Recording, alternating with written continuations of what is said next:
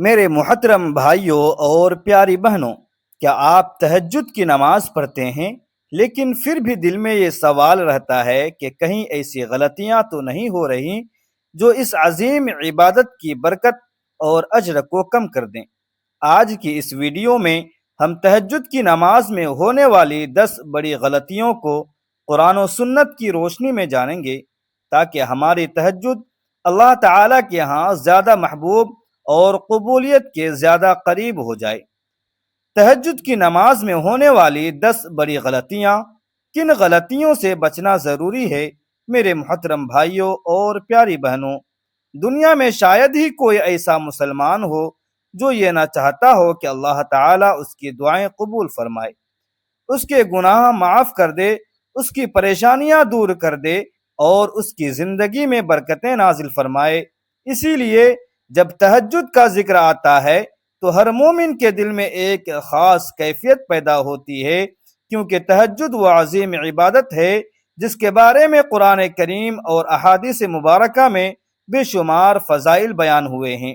رات کا آخری حصہ جب دنیا کے اکثر لوگ گہری نیند میں ہوتے ہیں، اس وقت اللہ تعالی اپنے بندوں کو اپنے حضور حاضر ہونے کی توفیق عطا فرماتا ہے۔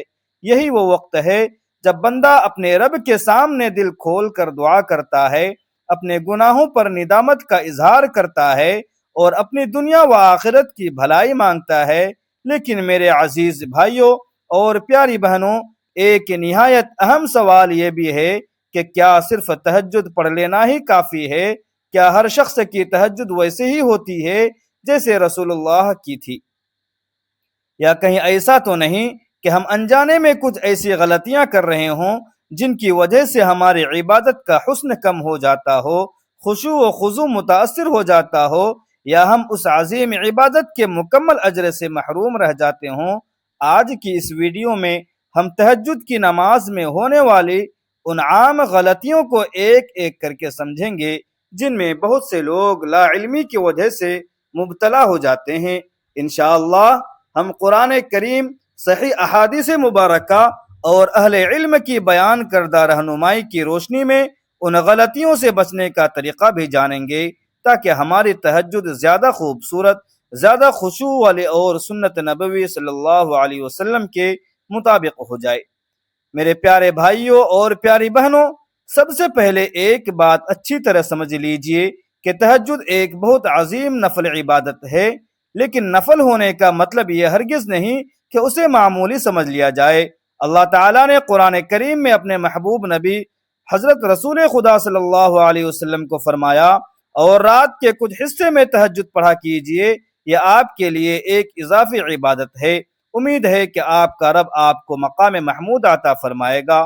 اسی طرح اللہ تعالیٰ نے اپنے نیک بندوں کی تعریف کرتے ہوئے فرمایا کہ وہ راتوں کو بہت کم سوتے تھے اور سحر کے وقت اپنے رب سے استغفار کرتے تھے۔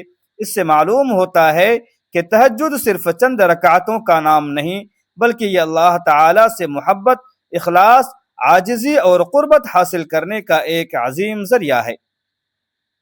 پہلی بڑی غلطی، صرف حاجت پورے ہونے کے لیے تہجد پڑھنا۔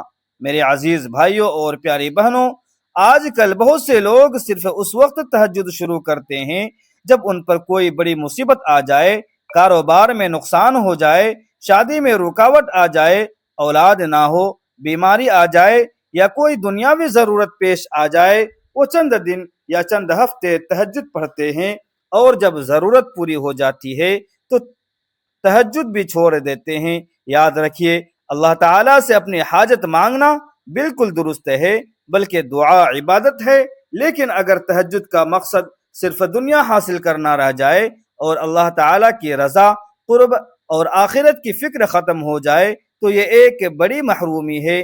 رسول اللہ صلی اللہ علیہ وسلم تہجد صرف کسی ضرورت کے وقت نہیں پڑھتے تھے، بلکہ آپ صلی اللہ علیہ وسلم کی پوری زندگی تہجد سے مزین تھی۔ کبھی سفر میں، کبھی حضر میں، کبھی خوشی میں، کبھی آزمائش میں، آپ نے اپنے رب کے سامنے کھڑے ہوتے قرآن کی تلاوت کرتے، لمبے رکوع اور سجدے کرتے اور اللہ تعالیٰ کی حمد و ثنا بیان کرتے۔ اس لیے ہمیں بھی اپنی نیت کو درست کرنا چاہیے۔ تہجد صرف مسئلہ حل کرنے کا ذریعہ نہیں، بلکہ اللہ تعالیٰ کے قریب ہونے کا ایک عظیم راستہ ہے۔ اگر اللہ تعالیٰ دنیا کی حاجت پوری کر دے تو بھی تہجد جاری رہے، اور اگر کچھ تاخیر ہو جائے تب بھی بندہ اپنے رب کا دروازہ نہ چھوڑے۔ میرے محترم بھائیوں اور پیاری بہنوں، پہلی غلطی ہم نے یہ جانی کہ صرف دنیاوی حاجت پوری کرنے کے لیے تہجد کو اختیار کرنا درست طرز فکر نہیں۔ اب آئیے دوسری اہم غلطی کی طرف چلتے ہیں، جو بہت عام ہے مگر اکثر لوگوں کی نظر اس پر نہیں جاتی۔ دوسری بڑی غلطی رات دیر تک فضول کاموں میں جاگنا، پھر تہجد کے لیے نہ اٹھ پانا۔ میرے عزیز بھائیوں اور پیاری بہنوں، آج کے دور میں بہت سے لوگ دل سے چاہتے ہیں کہ تہجد پڑھیں، لیکن رات کو mobile phone, social media, YouTube, Facebook, Instagram یا غیر ضروری گفتگو میں اتنا وقت گزار دیتے ہیں کہ جب سونے لگتے ہیں تو رات کے 12، 1 یا 2 بج جاتے ہیں۔ پھر فجر سے پہلے آنکھ ہی نہیں کھلتی اور صبح افسوس ہوتا ہے کہ کاش آج تہجد پڑھ لیتا۔ یاد رکھیے، تہجد کی توفیق اچانک نہیں ملتی، بلکہ اس کے لیے پہلے سے تیاری کرنی پڑتی ہے۔ رسول اللہ کی مبارک زندگی کو دیکھیں، آپ صلی اللہ علیہ وسلم عشاء کے بعد بلا ضرورت دیر تک جاگنا پسند نہیں فرماتے تھے، تاکہ رات کے آخری حصے میں آسانی سے عبادت کے لیے اٹھ سکیں۔ اگر واقعی تہجد کی عادت بنانی ہے تو سب سے پہلے اپنی رات کی عادت بدلنی ہوگی۔ سونے کا وقت جلدی کریں، موبائل کو اپنے اوپر حاوی نہ ہونے دیں، اور سونے سے پہلے دل میں پکا ارادہ کریں کہ مجھے اپنے رب کے لیے اٹھنا ہے۔ جو شخص سچے دل سے ارادہ کرتا ہے، اللہ تعالیٰ اس کے لیے آسانیاں پیدا فرما دیتا ہے۔ تیسری بڑی غلطی تہجد پڑھ کر خود کو دوسروں سے بہتر سمجھنا۔ میرے پیارے بھائیوں اور پیاری بہنوں، یہ ایسی غلطی ہے جو عبادت کی روح کو نقصان پہنچا سکتی ہے۔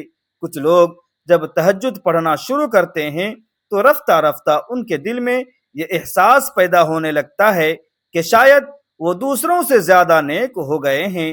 وہ دوسروں کو حقیر سمجھنے لگتے ہیں، یا دل ہی دل میں اپنی عبادت پر فخر محسوس کرنے لگتے ہیں۔ یاد رکھیے، تکبر وہ گناہ ہے جس کی وجہ سے ابلیس ہمیشہ کے لیے اللہ تعالیٰ کی رحمت سے دور ہو گیا۔ اگر عبادت انسان کے اندر عاجزی پیدا کرنے کے بجائے غرور پیدا کر دے تو بندے کو فوراً اپنا محاسبہ کرنا چاہیے۔ رسول اللہ صلی اللہ علیہ وسلم کی عبادت پوری امت سے بڑھ کر تھی، لیکن اس کے باوجود آپ سب سے زیادہ عاجزی اختیار فرماتے تھے۔ آپ کبھی اپنی عبادت پر فخر نہیں کرتے تھے، بلکہ ہمیشہ اللہ تعالیٰ سے قبولیت کی دعا مانگتے تھے۔ اس لیے اگر اللہ تعالیٰ نے آپ کو تہجد کی توفیق دی ہے تو فوراً شکر ادا کیجیے، نہ کہ فخر۔ دل میں یہ احساس رکھیں کہ اگر اللہ تعالیٰ چاہتا تو مجھے بھی اس عبادت سے محروم رکھ سکتا تھا۔ یہ میری قابلیت نہیں بلکہ میرے رب کا فضل ہے۔ چوتھی بڑی غلطی تہجد میں جلدی جلدی نماز ادا کرنا۔ میرے محترم بھائیوں اور پیاری بہنوں، بعض لوگ صرف رکعتیں پوری کرنے کی فکر میں ہوتے ہیں، نہ سکون سے قیام کرتے ہیں، نہ رکوع میں اطمینان ہوتا ہے، نہ سجدے میں خشوع۔ چند منٹوں میں نماز ختم کر دیتے ہیں۔ حالانکہ تہجد کی سب سے بڑی خوبصورتی ہی یہ ہے کہ بندہ سکون کے ساتھ اپنے رب کے سامنے کھڑا ہو، قرآن کی تلاوت کرے، رکوع اور سجدے میں دل لگا کر اللہ تعالیٰ کی تسبیح بیان کرے اور خوب دعا مانگے۔ رسول اللہ صلی اللہ علیہ وسلم کی تہجد کا انداز یہ تھا کہ آپ صلی اللہ علیہ وسلم آہستہ آہستہ قرآن پڑھتے، رحمت کی آیات پر اللہ سے رحمت مانگتے، عذاب کی آیات پر پناہ طلب کرتے، اور رکوع و سجدے میں خوب دیر تک اللہ تعالیٰ کی حمد و ثنا بیان فرماتے تھے۔ اس لیے کوشش کیجئے کہ تہجد میں جلدی نہ کریں۔ اگر 2 ہی رکعت پڑھیں تو سکون اور خشوع کے ساتھ پڑھیں، کیونکہ اللہ تعالیٰ کے نزدیک اخلاص اور خشوع والی عبادت زیادہ قیمتی ہے۔ تہجد کی نماز میں ہونے والی 10 بڑی غلطیاں۔ میرے محترم بھائیوں اور پیاری بہنوں، ابھی تک ہم 4 اہم غلطیوں کو جان چکے ہیں۔ اب آئیے مزید ان غلطیوں کو سمجھتے ہیں جن کی وجہ سے بہت سے لوگ تہجد کی اصل روح اور اس کی برکتوں سے محروم رہ جاتے ہیں۔ 5ویں بڑی غلطی تہجد میں صرف دنیا مانگنا اور آخرت کو بھول جانا۔ میرے عزیز بھائیوں اور پیاری بہنوں، یہ ایک ایسی غلطی ہے جو آج بہت زیادہ عام ہو چکی ہے۔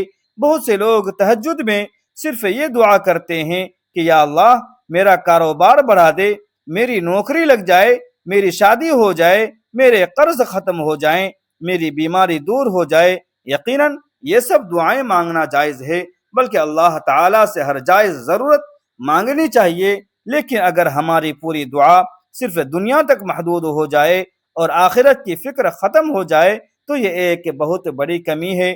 قرآن کریم میں اللہ تعالیٰ نے ایسے لوگوں کا ذکر فرمایا ہے جو صرف دنیا مانگتے ہیں، پھر ایسے لوگوں کا بھی ذکر فرمایا جو دنیا کے ساتھ ساتھ آخرت کی بھلائی بھی مانگتے ہیں۔ اس لیے ہماری دعا صرف دنیا تک محدود نہیں ہونی چاہیے، بلکہ ہم اللہ تعالیٰ سے ایمان، تقوی، حسن خاتمہ، جنت الفردوس، والدین کی مغفرت، امت مسلمہ کی بھلائی اور اپنے آخرت کی کامیابی مانگیں۔ رسول اللہ صلی اللہ علیہ وسلم کی دعاؤں کو دیکھیں تو آپ صلی اللہ علیہ وسلم دنیا بھی مانگتے تھے لیکن آخرت کو کبھی نہیں بھولتے تھے۔ اسی لیے ہمیں بھی اپنی تہجد کی دعاؤں میں توازن رکھنا چاہیے۔ چھٹی بڑی غلطی، تہجد میں دعاؤں کی قبولیت سے جلد مایوس ہو جانا۔ میرے پیارے بھائیوں اور پیاری بہنوں، بعض لوگ چند دن یا چند ہفتے تہجد پڑھتے ہیں، پھر کہتے ہیں کہ میں نے اتنی دعا کی لیکن کچھ نہیں ہوا، پھر آہستہ آہستہ تہجد چھوڑ دیتے ہیں۔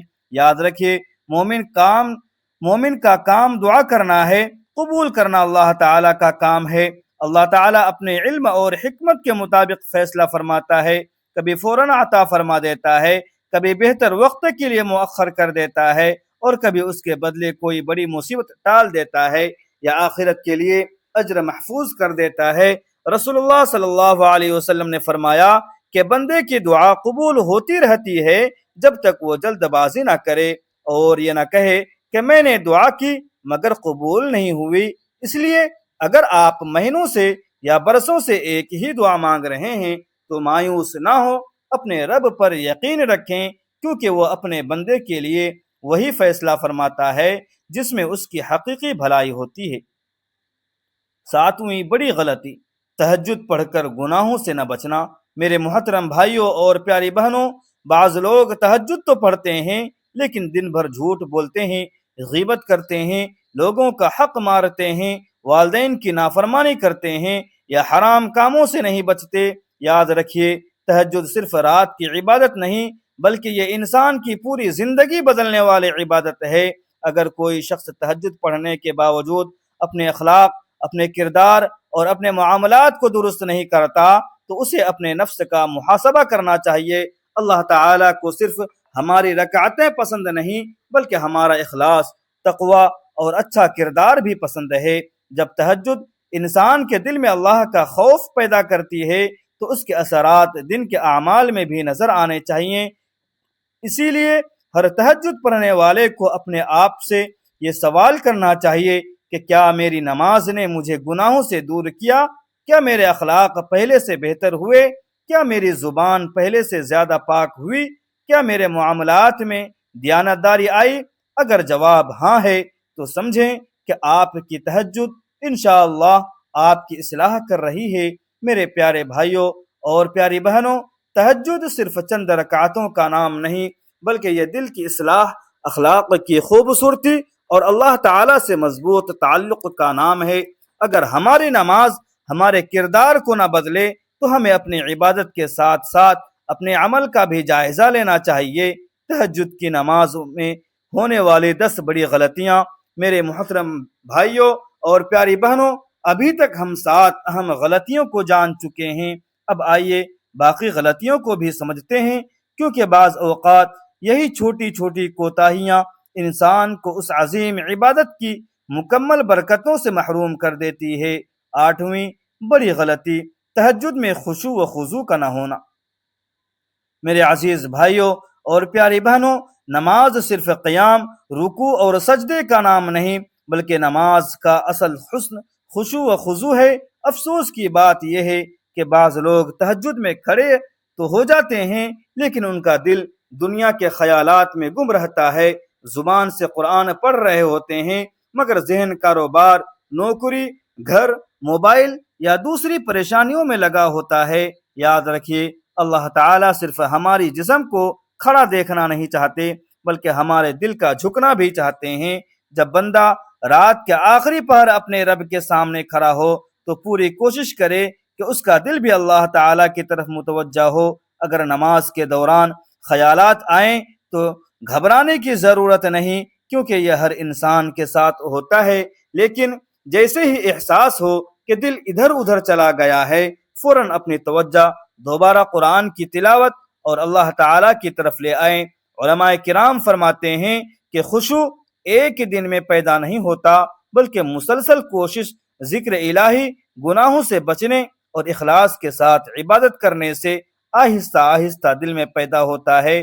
نویں بڑی غلطی، تہجد کے بعد دعا نہ کرنا۔